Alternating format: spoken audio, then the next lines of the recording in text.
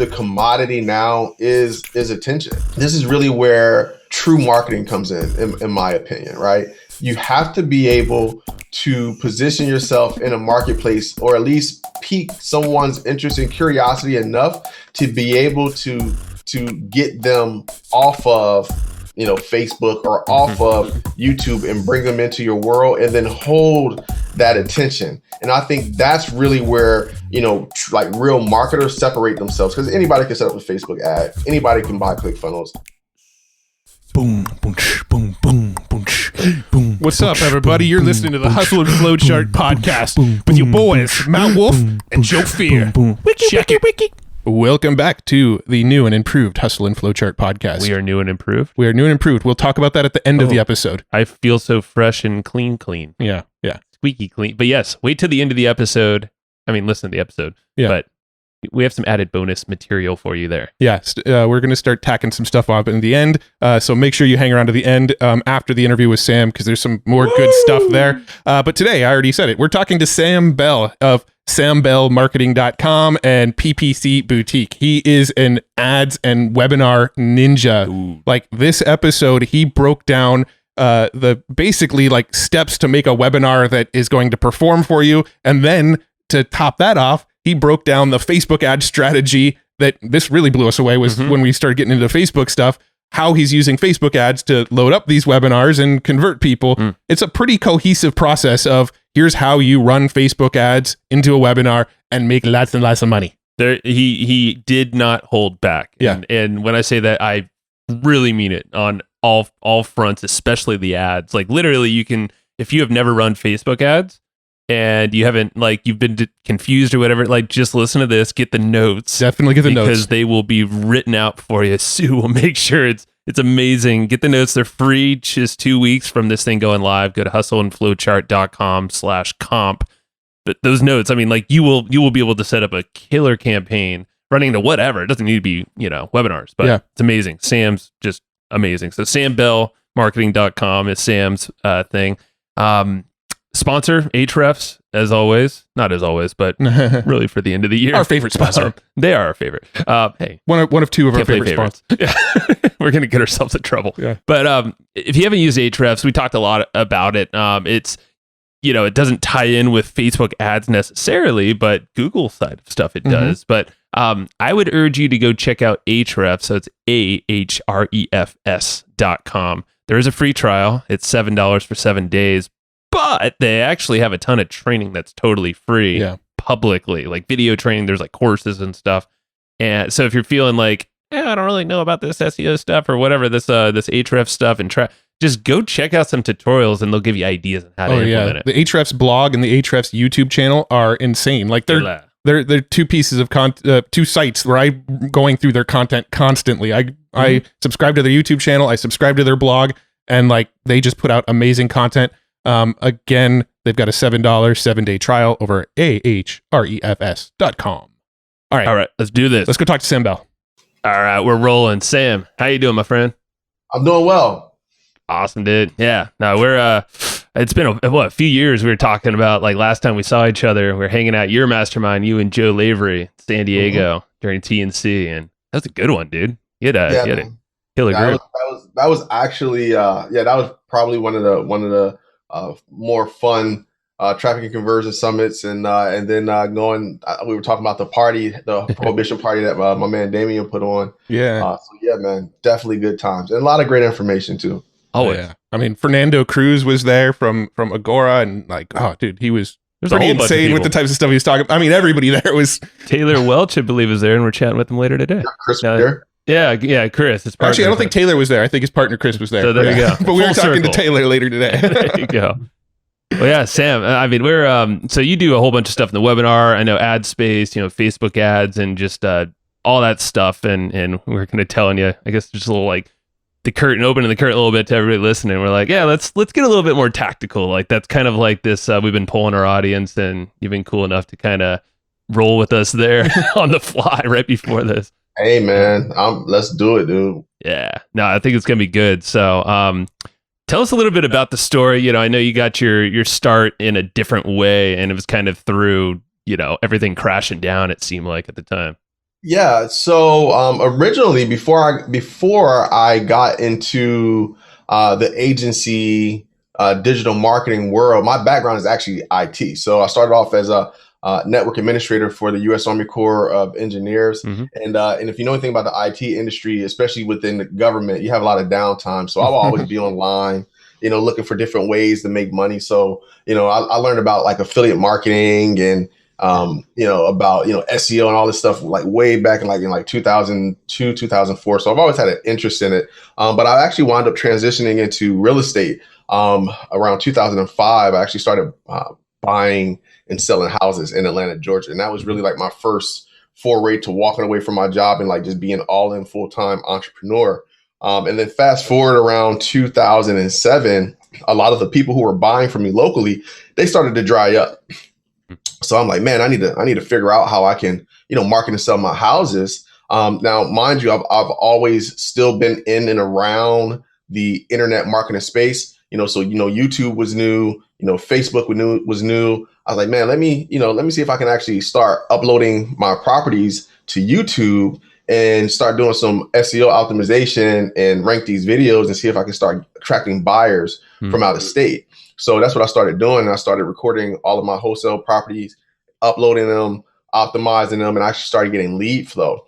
And I wound up going to a seminar in November of 2007, and I was just sharing with some guys, what I was doing.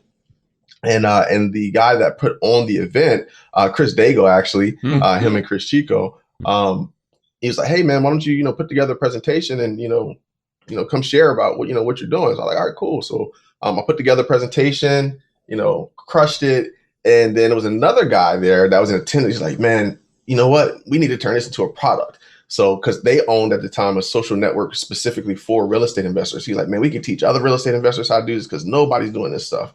I was like, "All right, bet." So I created the content. They sold it, and we wound up doing like $2 million in sales in like 18 months with this digital product. So that's how I transitioned into the information marketing space specifically for real estate investors. And then fast forward a few years, I had that success. I started doing some real estate coaching.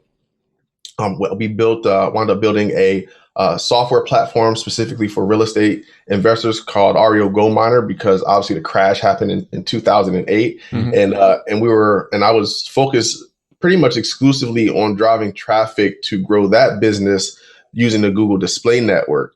And right around 2009, if you remember, there was a huge Google slap, right? Yep. So banning like anyone. So anyone that was just running like straight landing pages, opt-in pages, like you couldn't do that stuff anymore. And a lot of the real estate info guys at the time, like that was the only traffic source. So when they started getting their accounts shut down, they know that I was actively still running. So I started doing some consulting work. And I realized like, man, like this is cool. Like, I'm helping get people either get their accounts back or showing them how to actually run ads compliantly. And they just pay me a fee to do it. I'm like, I like this. Yeah. So I started the agency. So it kind of happened by accident. And that's where we started at. We started with Google Display. This was even before Facebook, had a ads platform really. And that's, kind of how we got to the agency world. That's cool. Yeah, I got booted off Google in 2009, actually. It took me like 3 years to get back on Google, too. Crazy. Yeah. Man. Are you still doing a lot of Google stuff, or is it primarily Facebook ads now? So over the years, it's transitioned to where we're primarily on Facebook. However, we still run Google as well, primarily retargeting because it really helps support what we're doing on the front end on Facebook. But we've also started transitioning to doing a lot more YouTube now, simply because YouTube is it's a monster in terms of scale. Yeah. And, surprisingly, you actually have a lot more leeway in terms of what you can say and do with YouTube videos versus, Facebook. It's kind of like they flip-flopped. It's like all of the compliance department from Google left and went to Facebook. More money over there, whatever. That's fine. Yeah, man. So but we are really heavy on from a cold traffic standpoint. We're probably still 80% Facebook, and then 20% Google. Sweet. Well, there's really kind of two things that I think we want to talk about on this episode. It's traffic and webinars, right? Probably primarily Facebook traffic. Maybe we'll touch on a little more YouTube stuff too. And webinars. Do you think Do you think it's better to start with like the webinar or driving the traffic? Probably the webinar, right? Because that's what you're going to drive the traffic into. 100%, man. When it comes to traffic, and specifically if you're going to be buying and spending money, to convert high ticket clients, and because that's really like what we specialize in the webinar space. So most of the clients that we work with, they sell high ticket products, right? So high ticket being anywhere from like $1,000 to $3,000.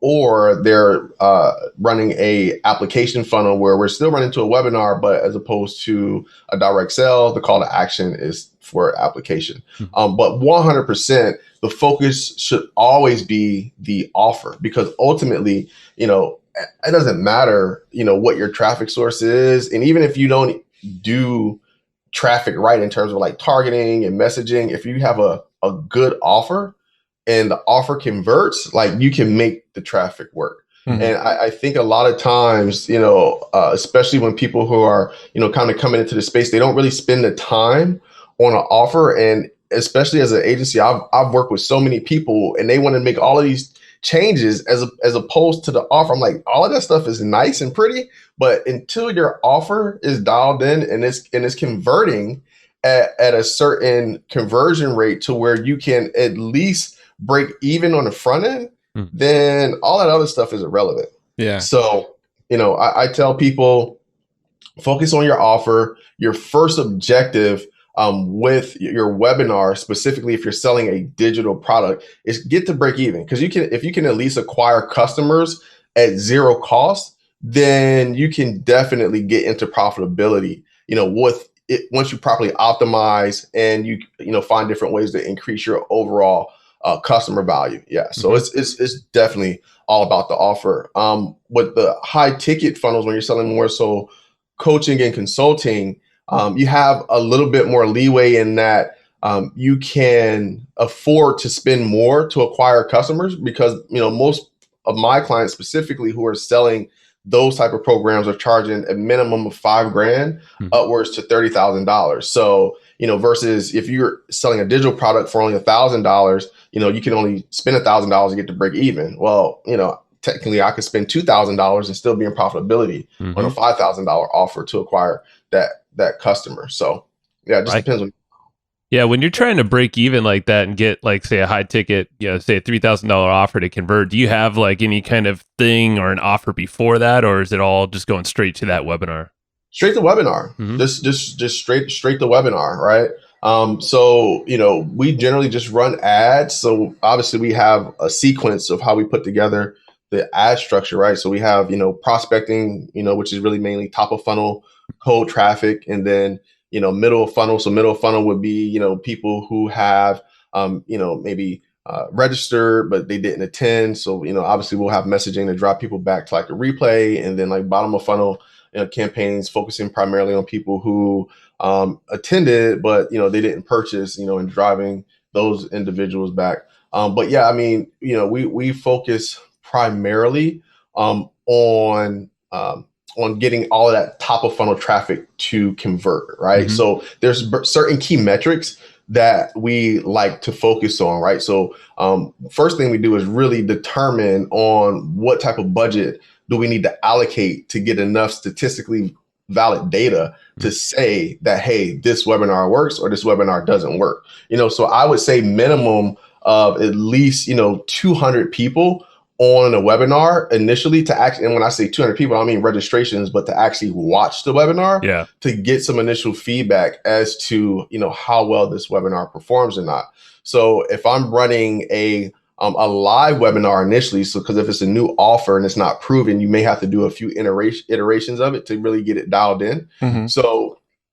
So when we run that, we'll say, okay, well, we're at a $3,000 price point. We need to reverse engineer and see, okay, how many people do we need to get on here, and how much money do we need to spend initially for to get that initial amount of data, right? And depending on what type of funds you have available, that's going to determine how fast you can go, right? So if we want to do this within a week, because anytime we're doing live webinars, we don't run ads no further than 5 days out. And, anything further than that, like your show up rate is going to just really, really bomb. So the maximum is around 5 days out, right? So if my goal is to put at least 200 people on, I know in most niches we should be able to get registrations around $10. So that's kind of like a baseline threshold. And then, a minimum show up rate of around 25%, right? So in that particular scenario,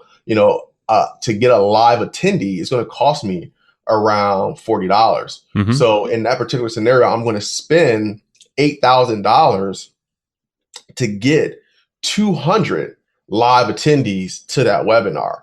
Now, because it's a $3,000 price point, in order for me to get to break even, I really only need to convert at 3%. Minimum, not even really 3%. I really need to convert at, let's see, 1, 2, because if we have 200 people, then 1% would be 2 sales at 6,000. So 2% would get us in.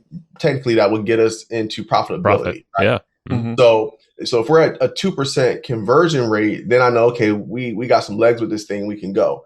And, and 2% seems low, but for a $3,000 offer to cold traffic, like that's actually pretty decent. And it's just breaking even, right? Like that's your first goal. That's the first goal, right? And then from there, it's just, getting feedback, seeing what objections come up on the webinar. So that way we can overcome those objections in the webinar.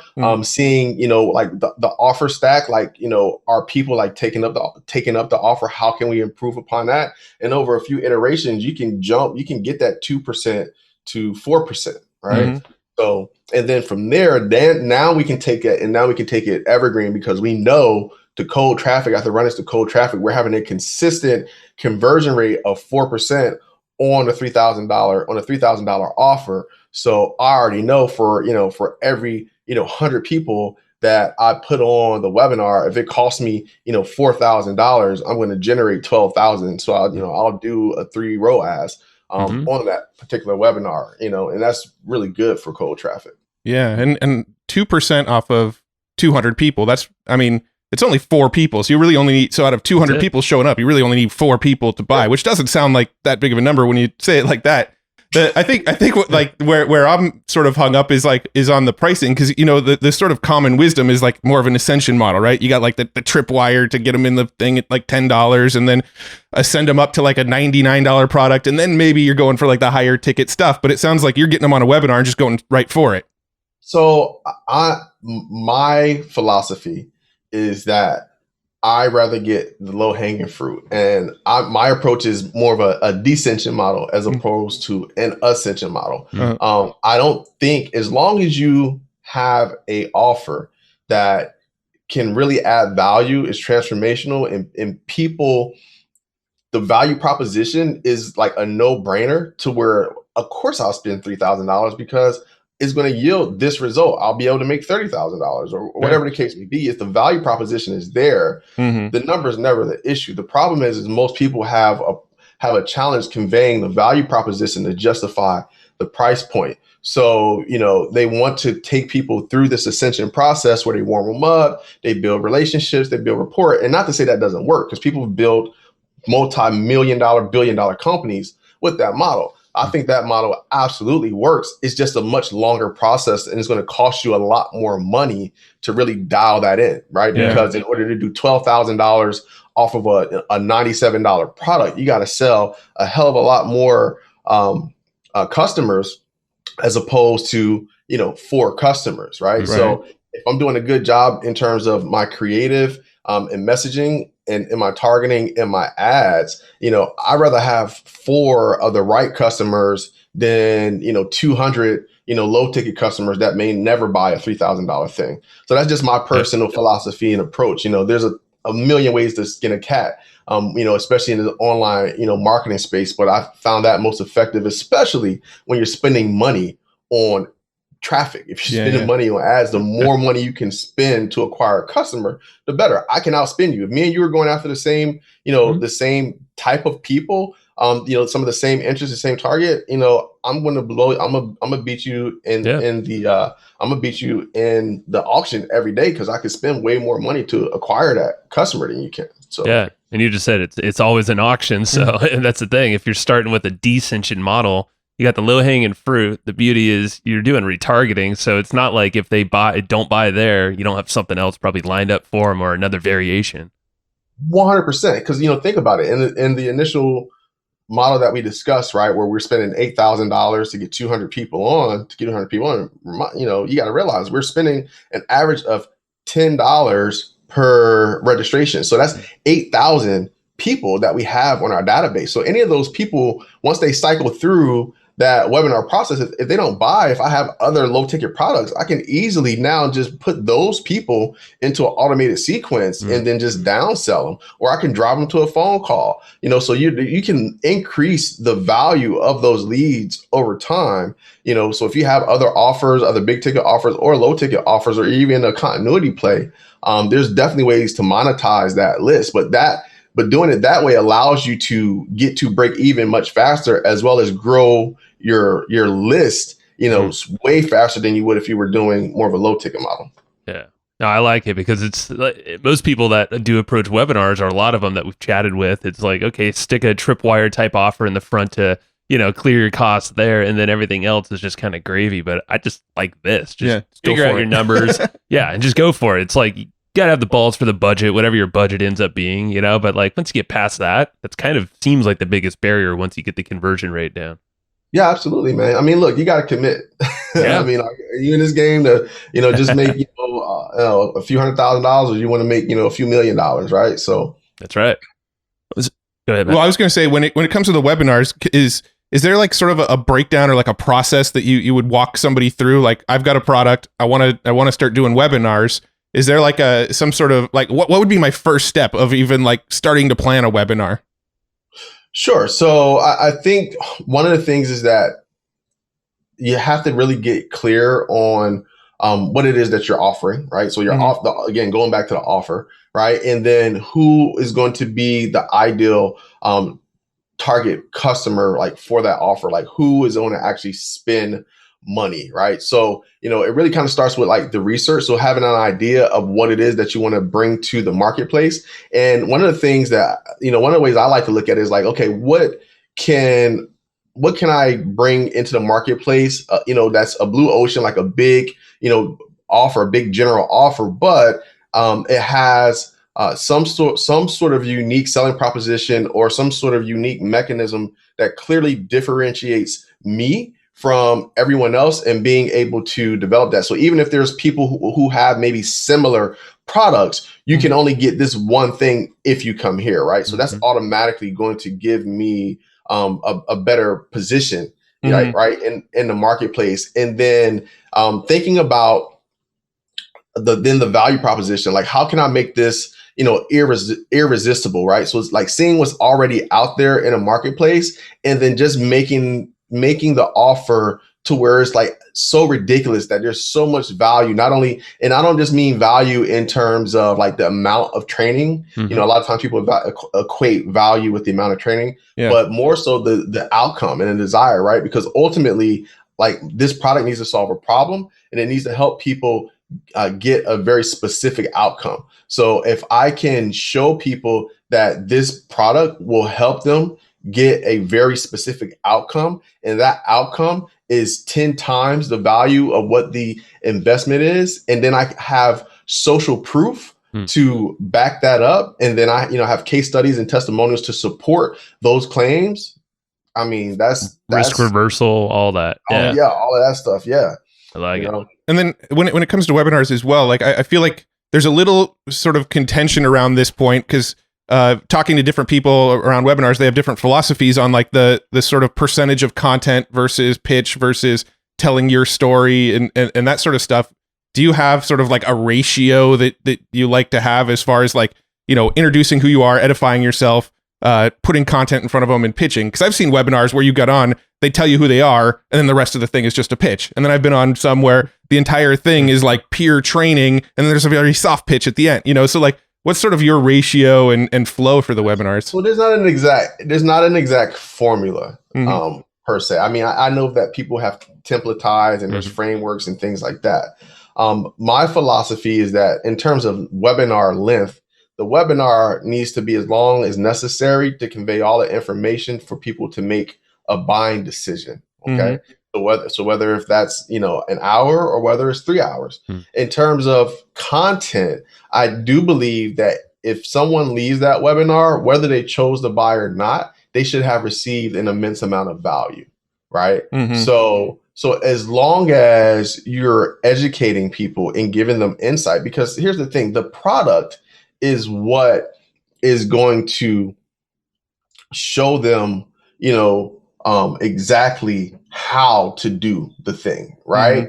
So you can teach all about the what, right? What it is, what components they need, and then this product is just going to help expedite that process and help you get that desired outcome. But you can take the what of everything that I talked to you, and you can go out there and, you can figure it out. It's probably going to take you a lot longer, cost you a lot more money, a lot of more pain and suffering. But if you want to avoid all of that, then, you can do this. But absolutely, people should feel like, man, like that was a great webinar. I learned some stuff. I got some value.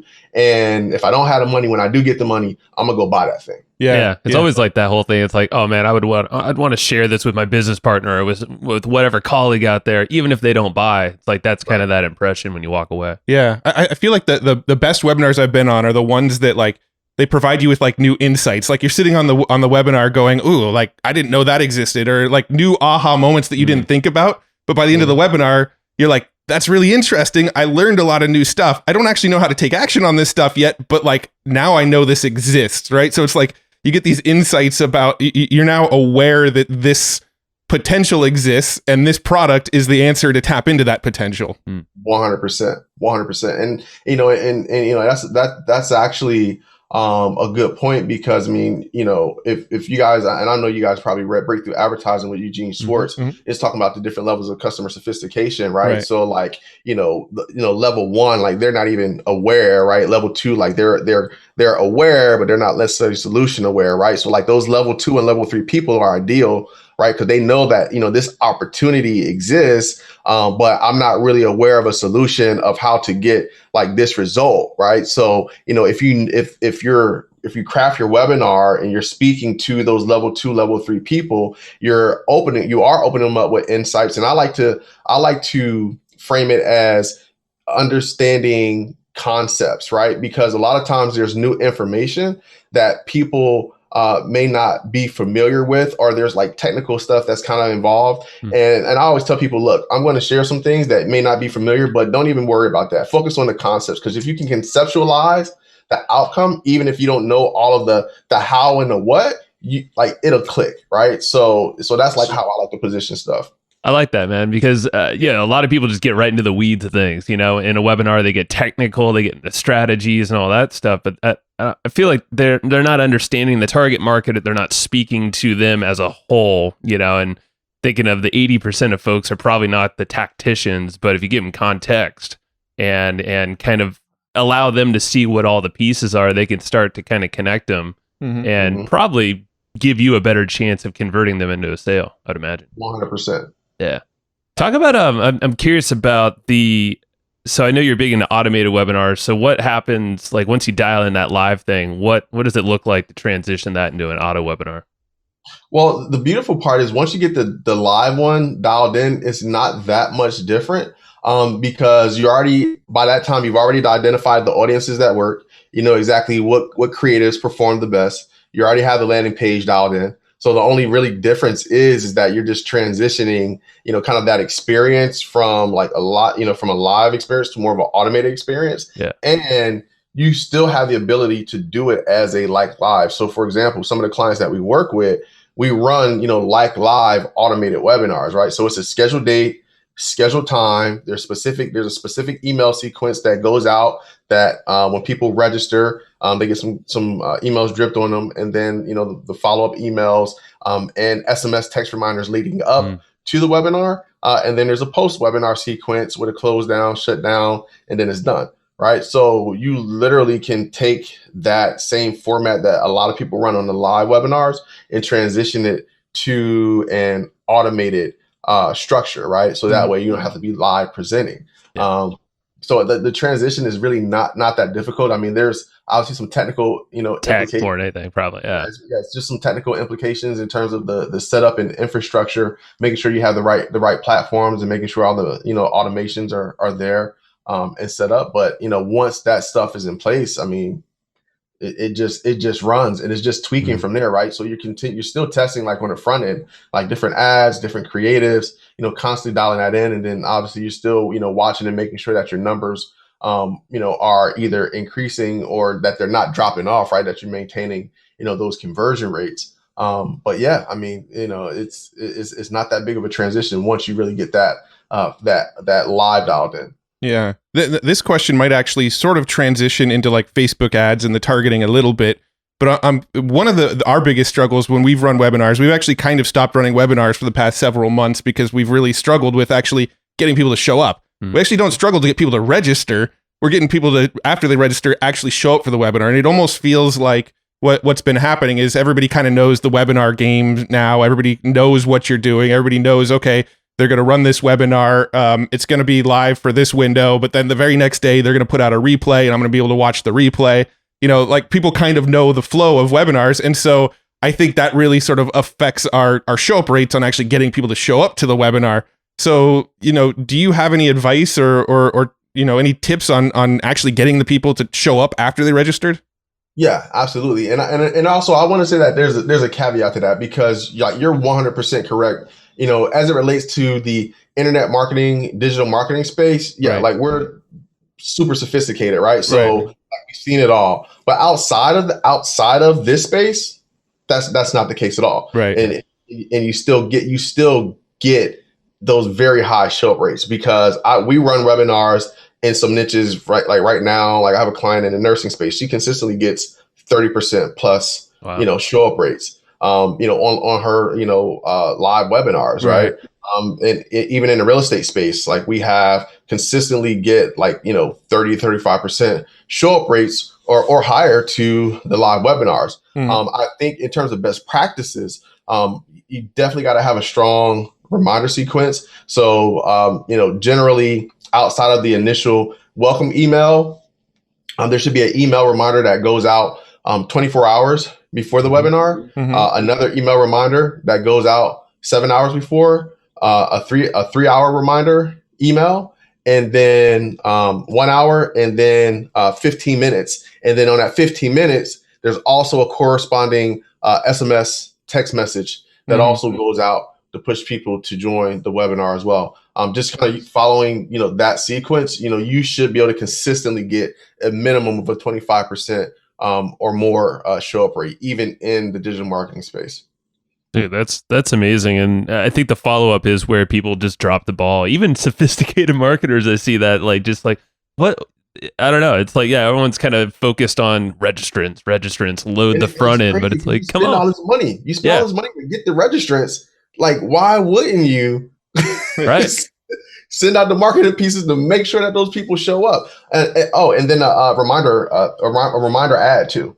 So I was going to ask about that. Yeah, like retargeting. So all people who register, obviously they're pixel and they're put into that audience. Hey, reminder, webinars coming up, and then run that ad to the entire audience. All placements. So I don't care where they go. They're going webinars coming up. Everywhere, YouTube, Google, all that stuff. Yeah, everything. Now, do you always do a replay, or do you ever say, hey, there's going to be no replay on this one, and really like push the scarcity of getting on live? Yeah, so I don't think we've done that. Most of the stuff that we have set up with my clients is pretty automated. There is a replay that goes out, but then there's also like a shutdown time too, right? Where it's like, okay, this is coming down. So there's still that element of scarcity, but it's not an element to where it's not a replay, because again, in the marketing space, I think that's more relevant. And even in the marketing space, when they say there's not going to be a replay, there's an encore. You're right. It's just another word. That's it. So Come on. So Yeah. Sophisticated marketers aren't going to leave money on the table like, that obvious. Yeah, I think that's probably been our biggest issue with trying to run webinars is we're trying to be marketers marketing to marketers, and that's a struggle. yeah. I mean, here's the thing. I've heard people say this before, but even especially now more so than ever, like marketers, especially in the digital marketing space, if you've been in this game for 3 to 5 years, like you're more knowledgeable than probably 97% of the people that are out there. Most people have probably heard of Zoom. Mhm. Most people, maybe heard of, WordPress, but most people still don't know what a funnel is. Most people still don't know where retargeting is. Like the masses don't get it, but because we're kind of like in this bubble and we talk to each other, our assumption is that everyone is sophisticated, and that's just not the case. Now, if you're marketing to marketers, 100%, but there's a whole other set of people who need this information, especially because now a lot of people were forced to come into the online marketing game that are great salespeople. They have great offers. They just been doing everything offline, but now they've been forced to conduct business. And honestly, like everything that has taken place in 2020, with COVID, it actually really helped our business because a lot of people were forced to come off of the road. They were forced to now begin to transition to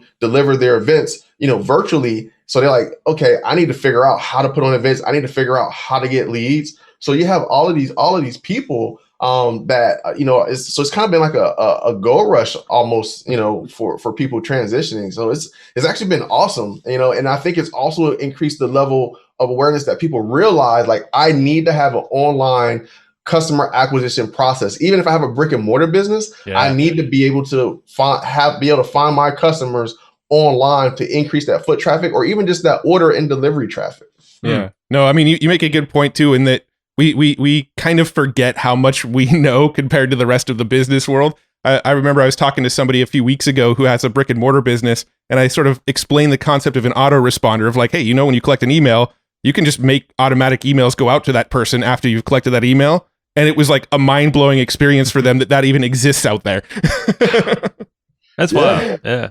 I mean, but it's perfect. Like you said, it's a acquisition funnel that every business can have. And I feel like attention spans are probably, I mean, I don't know. I'm curious, actually. Do you see any new trends now that people are at home or they're working at home, kids are at home with webinars?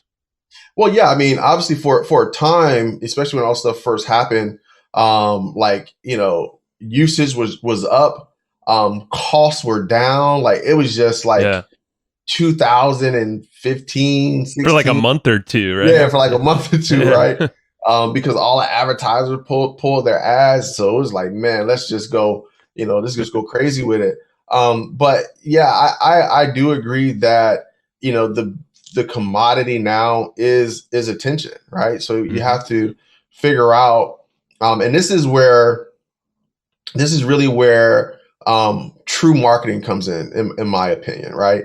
You have to be able to position yourself in a marketplace, or at least pique someone's interest and curiosity enough to be able to get them off of Facebook or off of YouTube and bring them into your world, and then hold that attention.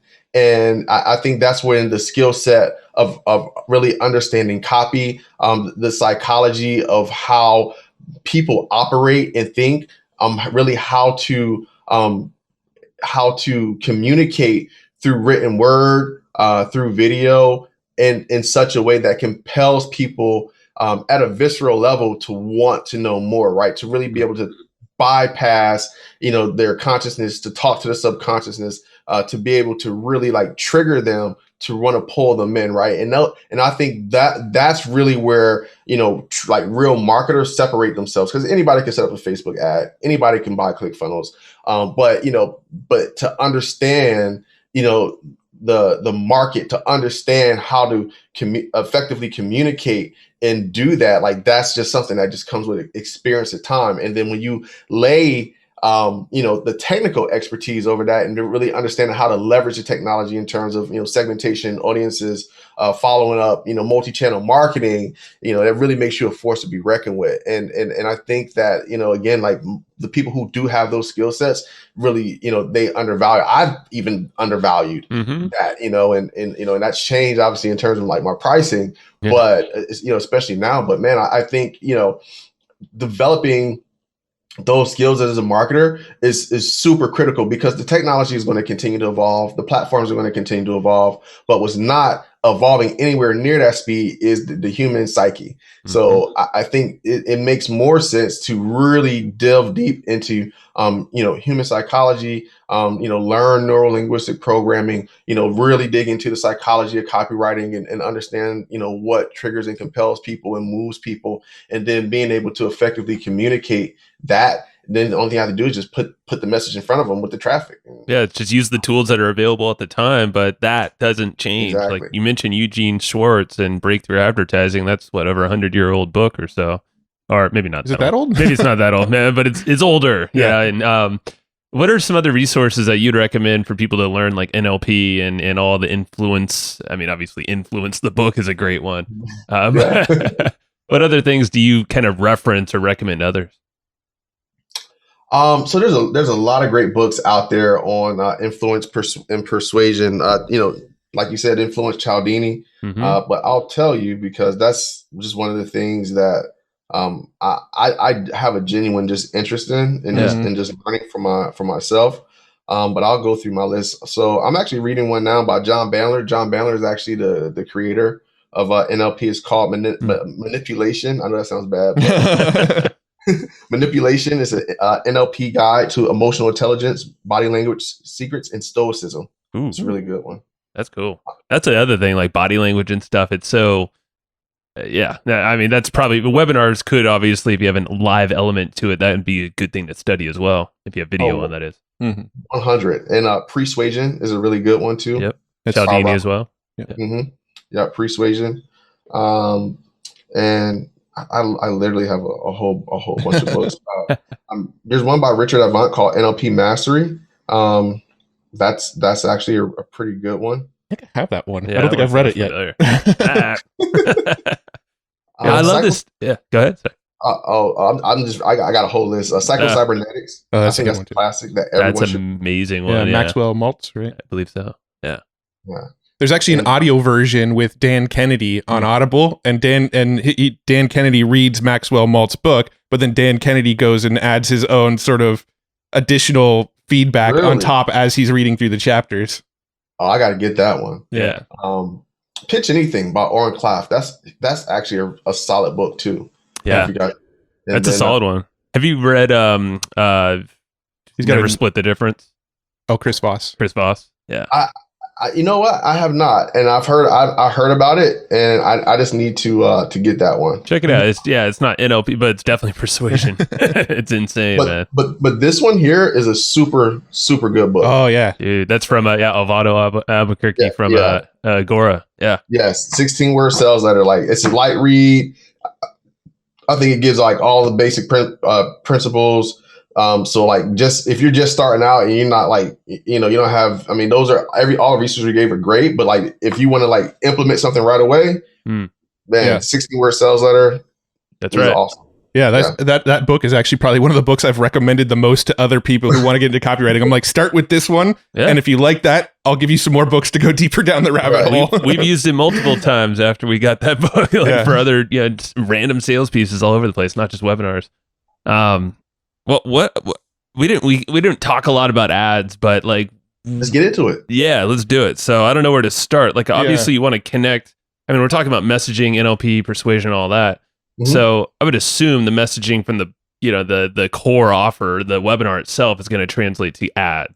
100%, and that's actually our process. So when we're working with clients, one of the first things that we ask them outside of like their avatar and like all that stuff, like we get into that, but I tell them, give me your webinar, because what both myself and also our in-house copywriter does is we actually watch the webinar and we take notes from the webinar, and we take like all the bullet points, all of the, the pain points, all the different objections and everything. So we literally extract all of the copy from the webinars, because we also build out like the full automated webinar funnel. So that means we're doing the landing pages, we're writing the headlines, we're coming up with the bullets, in addition to writing the ads, right? And we prefer like long form copy, especially on Facebook.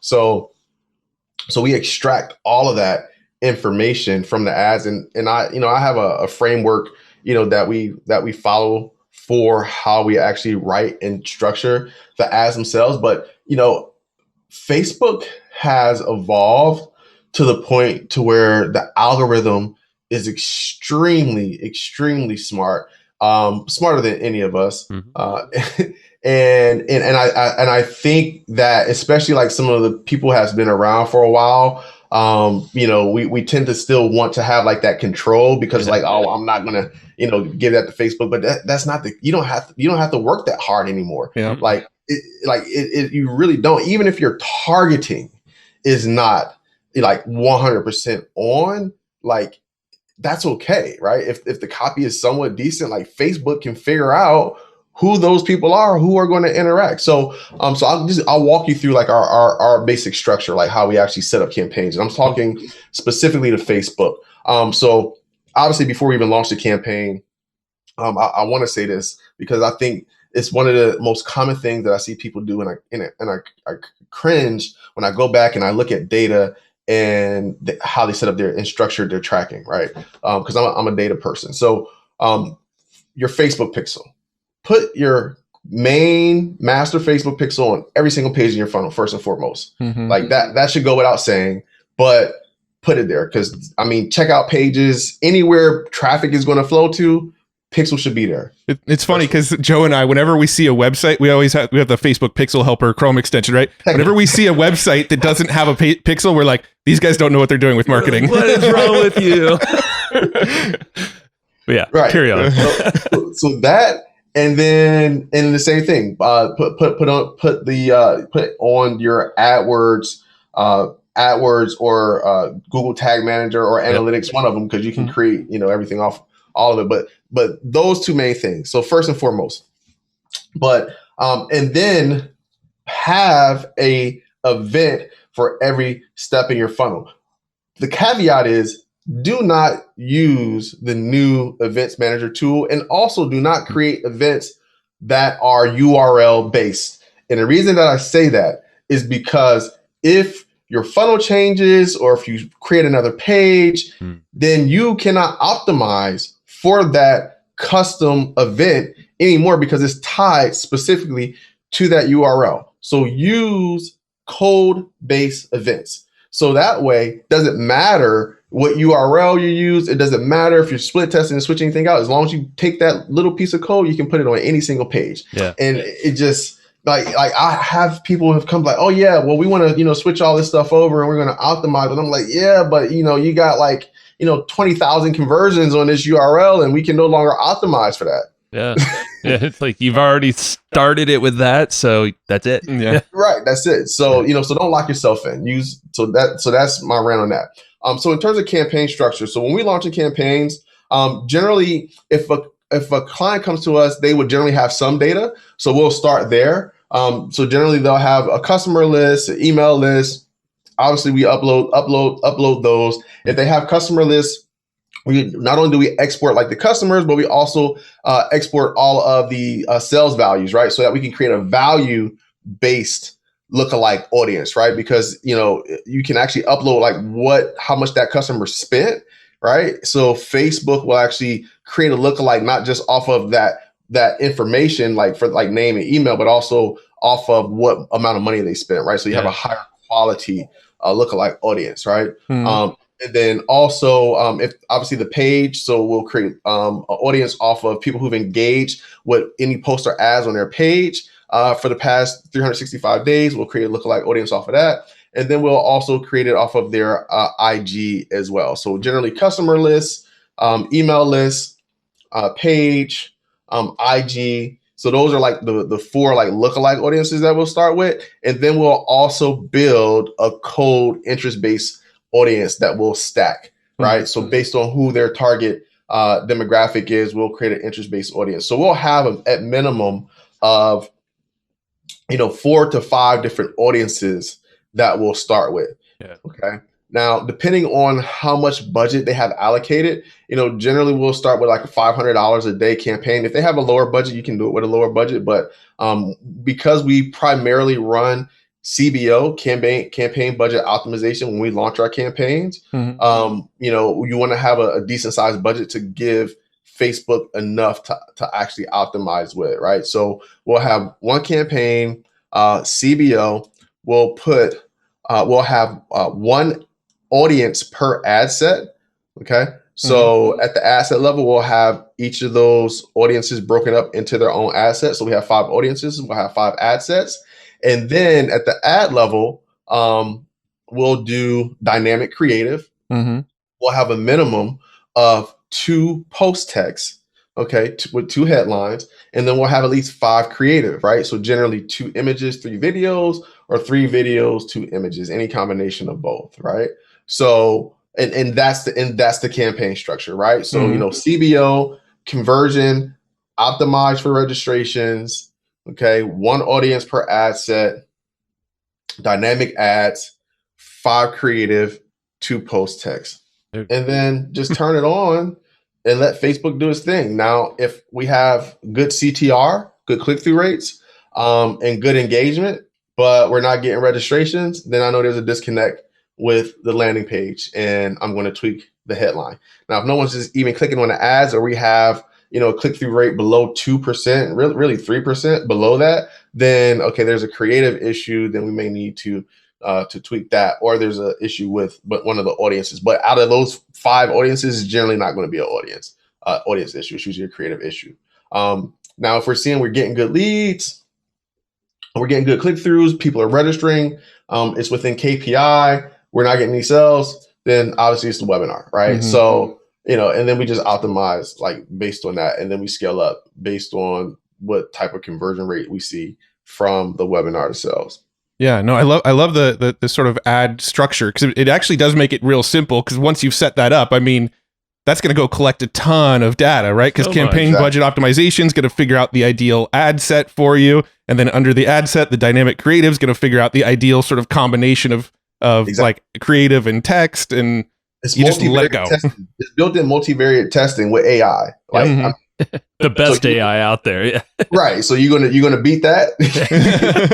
You're gonna optimize better than that. Yeah. You can, but it'll take a lot. You have to work a lot harder at it. Spend a lot more money. Yeah. So this is probably kind of getting into the weeds a little bit. But when you set up like a cold target audience, are you like bundling a whole bunch of things into that cold target audience, or are you just doing like, I'm targeting this one thing? Like I'm targeting people who like fishing, or am I targeting like people who like fishing, people who like hunting, people who buy fishing boat? Are you grouping a bunch together, or what I'm asking? So.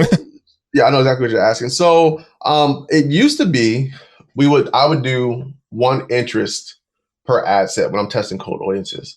I don't do that anymore. I actually prefer to do intersecting, right? Because what I found is that if we have a stacked group of interests, but not all just in one, but actually intersect them. So I might have all of the marketing gurus, right? And then I'm going to say, but they must also have an interest in all of these different software platforms. And then they must also have an interest in, all of these tools. So I have at least 3 layers. What I found is that having a minimum of 3 layers, even though there are multiple interests, that gives me a really good indicator.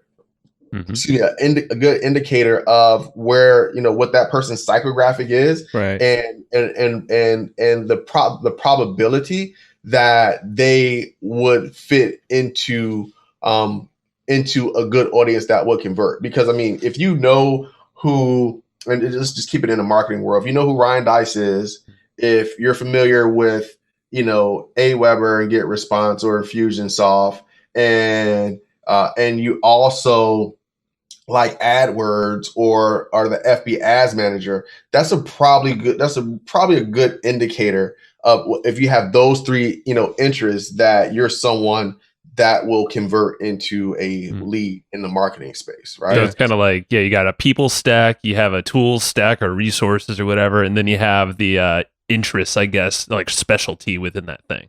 Sure. Yeah. Yep. Yeah, no, that's perfect. And psychograph, I mean, that goes back to like creating an avatar. Those are all the things that you'd really be digging into. We did this again recently. We like went back to basics with this podcast, and like that's all top of mind. But it's like, but this is why we kind of did it, so we can run better ads to like this show and everything else we're doing. Yeah, because we were so damn broad before. But it relates perfectly to this as well. Yeah. Exactly what we do. The one other area. So when I do our Facebook ads right now. I'm probably going to be getting out of it soon. We're probably going to bring in somebody to run it for us. But when I run the Facebook ads right now, the one thing that I don't let Facebook pick for me right now is the placements. Because whenever I let Facebook pick the placements, then I go and look at my data. They're giving me the cheapest placements typically, but they're also like the crappiest placements that don't convert. So I've always like kind of narrowed it down to like, I just want it to show in the news feeds, Instagram, Facebook news feeds, and that's it. Like, what's your philosophy on placements? So I used to have the same philosophy, 100%. And here's why I don't anymore. I always choose all placements. And it's counterintuitive based on our past experiences because we know how crappy some of the placements were previously. But one of the things that I did not take into consideration, and I got this insight from speaking with a rep, go figure, right? That's a whole nother story. But but I got this from a rep. She's like, well, you may want to choose all placements. And she said, because what we found is that when you choose all placements, sometimes people may need to see your ad in multiple locations before they convert. And I got thinking about it, I'm like, man, you know what? That makes sense. Because so even though I may not be getting conversions from the audience network, or I may not be getting conversions from IG or whatever the case may be, this person is seeing my ads across all these platforms. And we know someone may need to see your ad a minimum of 5 to 7 times before they actually take an action on it. So by choosing all placements, I give Facebook the opportunity to show my ads in more places, which will actually reduce my overall CPM than if I just focus on one core placement. So, when I thought about it like that, I'm like, man, that makes perfect sense, because now if I'm forcing Facebook to only show my ads in a news feed, well, that means that person has to see my ad in a news feed 7 times, but I might be paying, $20 CPM in a news feed where I'm paying, $2 CPM in an audience network, $3 CPM in IG stories, $5 CPM in the marketplace, but I'm still getting those impressions. Yeah. That's kind of like the idea of, it's like omnipresence kind of feel. And that's why you run Google ads and display networks. So you're kind of showing up on blogs and all that stuff. I mean, we probably don't have time to get into that right now, but that's the concept, is just be everywhere, even if your conversions are, I guess, happening on like the timeline. Yeah. It's like that final click that makes the conversion may be on the Facebook news feed, but maybe they saw you 7 times prior in other places before they finally click that on the news feed. Yeah. So when you use the configuration that I walk through in conjunction with all placements, is that much more effective, because you're really allowing the algorithm to optimize budget, optimize audiences, optimize creative, and optimize placements. Yeah, that totally makes sense. Yeah, and especially if you're optimizing for conversion, Facebook is going to try to find like the placement that you get the most conversions from as well. So yeah, it totally makes sense. That was good, man. Thanks for lining that out. That was like the clearest map of a campaign, I would say.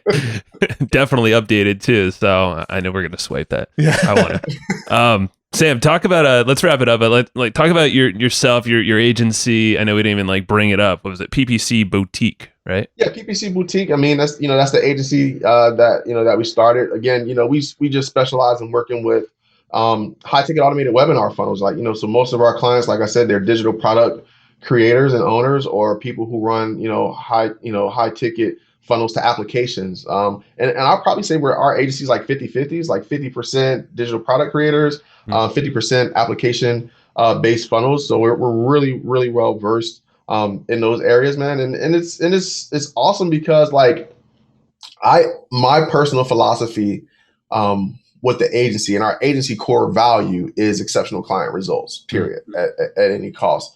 But, I really look at myself as a conduit, right? Because you have people who have, these great products, these great services that have the ability to transform people's lives, right? I mean, because, a lot of our clients either help people, emotionally from a relationship standpoint, or they show them how to transform their finances, earn more money. And, we're kind of the bridge that connects those people that have a solution with those people who have the problem that needs a solution for, right? Mm-hmm. So, like that's like how I approach the agency. And that's why like we are selective of the people that we also work with too, right? Because we want to make sure that one, they do have like a really good product, really good service that adds value, but then also one that we can actually believe in and like genuinely want to help them to scale. Because like if it's something I don't believe in, or it's like, this is not really proven, it's probably not going to be a good fit, because I want to make sure like if we're going to put the time and energy and we're going to be presenting something to people, then this needs to be something that can genuinely help people get a result. So that's our whole approach, man. But we go all in, and it goes beyond just the ads and the funnels, because I also provide a lot of insights, because just from the experience that I have from just being out here doing this, just knowing like, how to scale, just different elements of, what you can incorporate into your offer to help increase your customer value. What does your backend look like? So we're not only an agency, but we're also a consulting company as well, because ultimately our goal is not to just run ads to help you make more money, but to make sure that you have the business infrastructure to support it. Because, even if we run a bunch of traffic, but you don't have all of the business infrastructure and elements in place, then it's going to break down at some point. So yeah. Well, the fact that you're obviously a consultant, if you were breaking down everything just now on here, like the level, I can't imagine what you're talking about with them. How do they find you and start a chat with you if they want?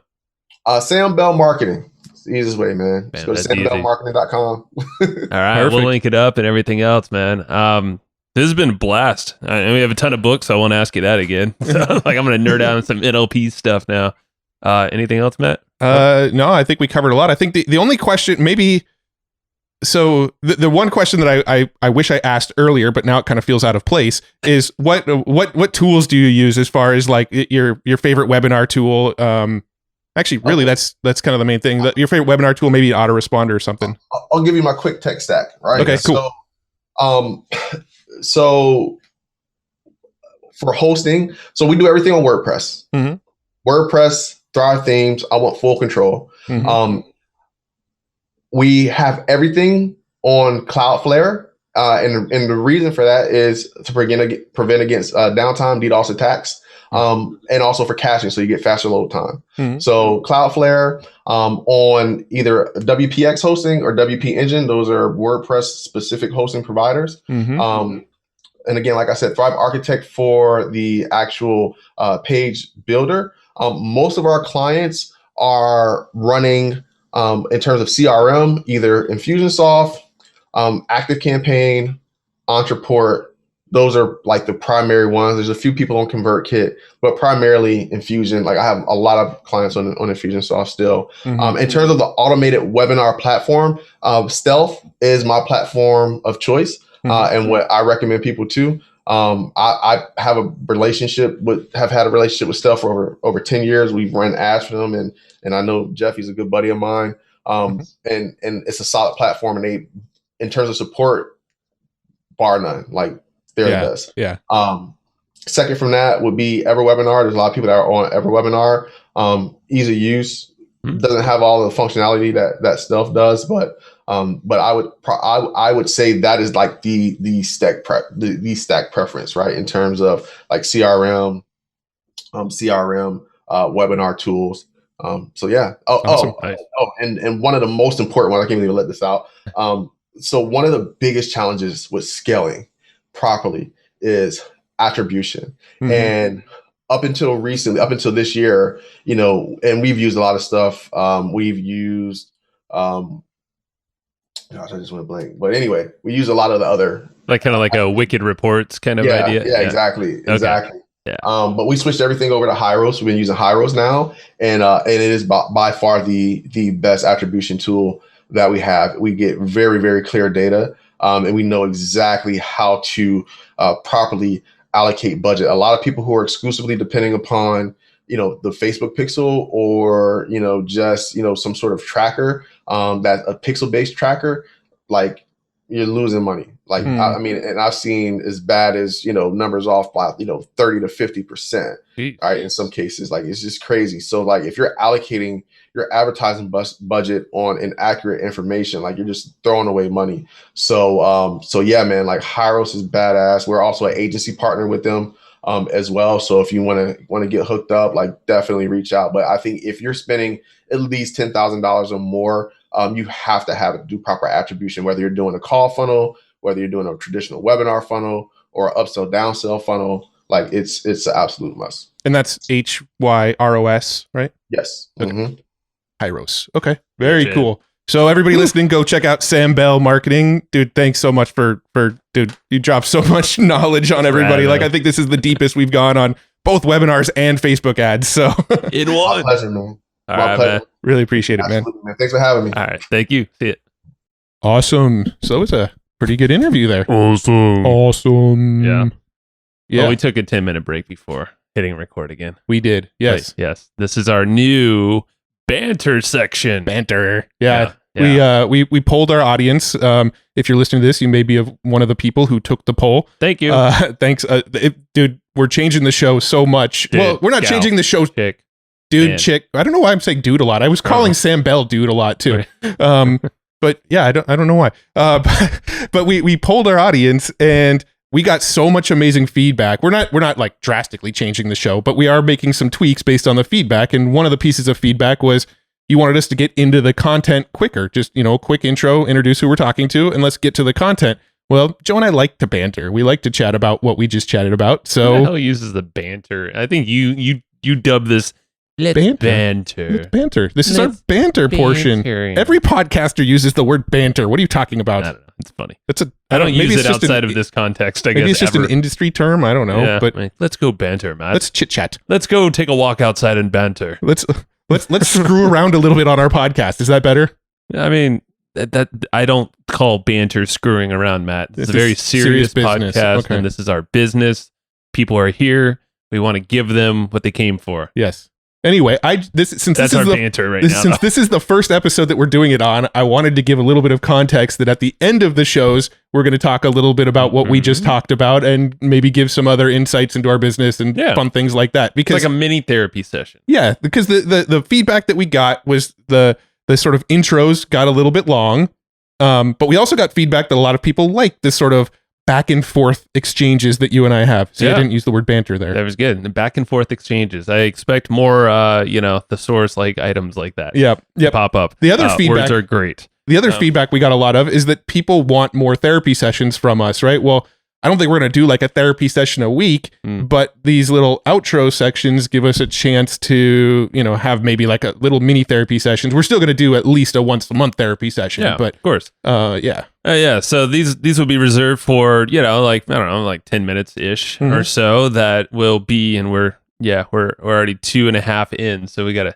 pick up the pace. Okay. But we're going to chat about a lot of just what's happening, but really, obviously, what's happened in this episode too, and how it probably relates to stuff we're doing, what we're seeing, what we think about from what we just heard. So with like Sam, tons of webinar talk, tons of ad talk, and how do you connect the two and scale, and so many applications here for, and then to kind of, I guess, encapsulate what you were saying with the survey is that we're like honing in on audience building topics. So topics, anything around, traffic generation, growing email lists, ads, things like this, like all that stuff's going to feed your machine, whatever that is. And then monetization. So it's like grow that. And then how are you going to monetize? Well, a lot of folks who polled and listened to us and just our customers and whatnot, they love affiliate marketing. They love all these multiple income streams. But nothing's to say you can't apply this to your sales approach that is currently working or not working for you. Sales are sales across the board. A lot of, but like, yeah, we're going to cater to a lot of these kind of, I guess, lateral forms of revenue streams. Yeah. Through affiliates and partnerships. I mean, really, we're honing the audience. We're not honing the audience. We're honing the types of topics we're going to talk about to talk more to people that are focused on building an audience and people that are focused on monetizing the audience. And I think, we're going to get more tactical. That was some of the other feedback that we got through these surveys. And you're going to hear us talk about these surveys and probably a few other outros in the future. In our next therapy session, we're probably going to break down the survey in a lot more depth. But that people wanted more tactics. They wanted us to get into the content quicker. And they wanted more therapy session type stuff. So those are kind of the major shifts you're going to see with the podcast. For the most part, you're not going to notice a whole lot of difference, but mentally for us, it makes it easier to, pick which guest to bring on, pick which podcast we go on, tell it better explain who our podcast is to our guests that are coming on, things like that. That's really the purpose. You as a listener probably won't notice a whole lot of difference. Shouldn't. Other than the fact that maybe we're a little bit more tactical, and the intros are shorter. I'm just saying, yeah, and it's really more focused. Yeah, I would say more than anything. I mean, like, yeah, tactics are going to be there around even non-tactical seeming things. Yeah. Like a lot of, we'll have a lot of mindset and kind of psychology type folks on the podcast. And, there's a lot of interest in the results about that. But the big thing that we'll strive to do is bring out the tactics, extract these tactics so you can get them in our, in the notes that we're taking on every episode, which we're kind of rebranding and rethinking the notes even into more like action guides for each episode. So we're actually going to put less backstory in those notes. They're going to be more geared to, like with Sam's case, a ton of webinar strategies walking through, his process, and then the ads process of actually creating a campaign. Like, holy crap. Yeah. Like, that thing is going to be in the actual action I can't guide. wait to get those notes back so I can hear them back again. How do we get the notes again? I forget. hustlandflowchart.com/comp. Yeah, COMP. That's right. We might change that to action or something later, but for now, let's not confuse people. It's at comp right now. And it will always be at comp. Yes, if we make it at action, then it will be at both, but it's at comp right now. That's a future thing. Yes. That's in the future. So we talked a lot about webinars on this episode. Webinars is something we used to do a lot of. We've kind of done less of. I actually think that Sam did a great job of making webinars feel much more approachable again. Big time. So, maybe we'll start doing some more webinars again and experiment with some of the tactics. After we got off the call, Sam said, hey, if you guys need help setting up webinars or stuff, you want to pick my brain, feel free to shoot me messages. Happy to help. So we'll probably take him up on that, maybe do some more webinars and get his advice to help us get those webinars, get some traction. He took a different approach not approach that we have taken necessarily, at least not at Evergreen. Yeah.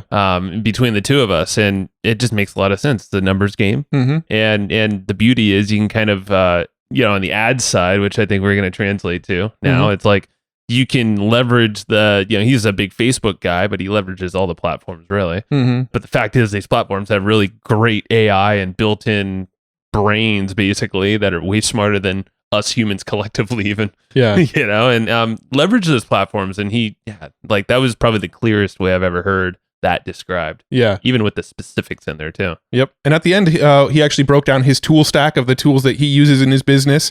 There's another webinar platform that he didn't mention that when we do webinars, we've used in the past and we really like. It's called Easy Webinar. Right. And Easy Webinar is one of the sponsors of this show. We love Casey over at Easy Webinar. We love the platform. They are sort of evolving it and improving it all the time. And it's a really, really great platform to do both live and automated and hybrid and all the different, everything else in between. All the webinar types you can do with Easy Webinar as well. And he actually made I believe a 25% off offer for Hustle and Flowchart listeners. So if you go to possibly, there's a discount. I forget. I think it is 25. I think it's 25. Well, we could always pull it up on the page in front of you. Okay, I will pull it up on the page in front of me. So it's at easywebinar.com/hustle. Let's confirm our copy here. Yeah. easywebinar.com/hustle. I'm just typing it type and talk at the same time. Sometimes. Yes. Refresh the page. I think sometimes the HTTPS, that whole fun thing. Pause, y'all. There we go. 25% off. Exclusive offer, 20% off the monthly and 25 off annual. There we go. There you go. I just wanted to make sure we're good. So if you sign up on a monthly basis, he's giving you 25% off for being a listener. If you sign up on an annual basis, he's giving you 25% off since you're a listener. Dang right. easywebinar.com/hustle. That's where you can get that. Another great webinar platform that you can implement all of the stuff that Sam was teaching with that platform as well. For sure. So, yeah, this is a fun episode, and this is, I think, an example of how you'll get some future ones. I think Sam's a super tactical guy, just naturally anyway. Yeah. He even said he was a data guy, so it's pretty easy to get him honed in on this. So we'll see how this fares in the future, but I was stoked on this episode. I'm happy. Yeah. And there's a lot of, I hope it helps you guys too. Everyone listening in however way, even if you don't use the webinar portion of it, just use the ad portion. Like, that's just a simple, you don't need a damn ads course. Like, just follow what he just said. Yeah.